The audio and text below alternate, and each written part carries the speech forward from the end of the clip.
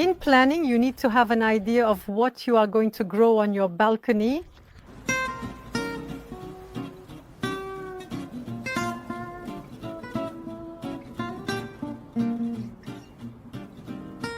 If you want to grow in all seasons, you need to anticipate the crops, anticipate the sowing. Some varieties are more easily suited for sowing, like radishes. So in this case, you should start from the seed. And then for other varieties, you can also very well buy seedlings.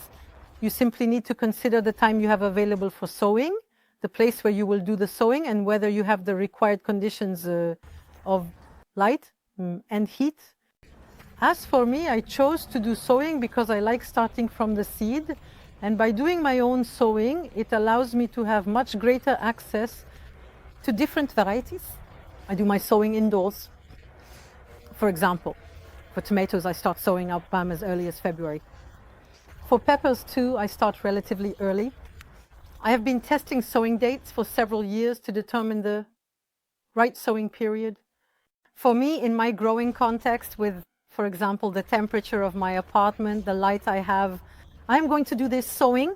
If we obviously start with heirloom seeds, it also allows us to reproduce these seeds, to adapt to the conditions in which they are grown, climatic conditions, but also soil-related context.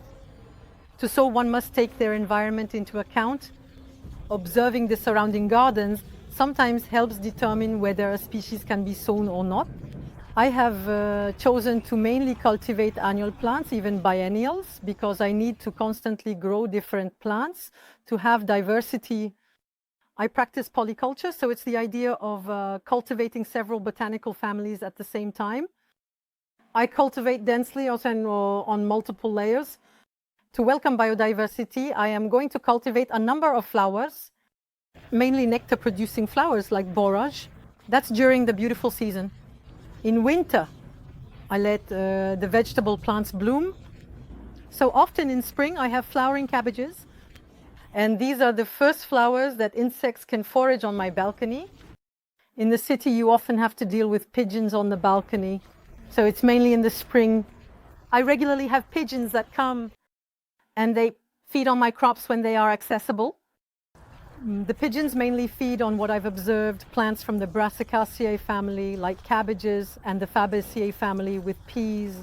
I don't do much except try to space out the crops, making them less accessible to the pigeons. For water management on my balcony, well, first of all, it's an open-air balcony. When it rains, it allows me to have watering, and I also use everything that is Oya, self-made. And then mulching to limit water evaporation. In the middle of summer, it's really essential. Rather than bringing in mulch, I use as much as possible my crop waste that I will cut up. And so I use it as mulch. I actually started with a universal or horticultural soil, usable in organic farming. And then, given the size of my containers, I don't replace the soil every year. I have added compost worms, to which I provide organic matter that serves as mulch.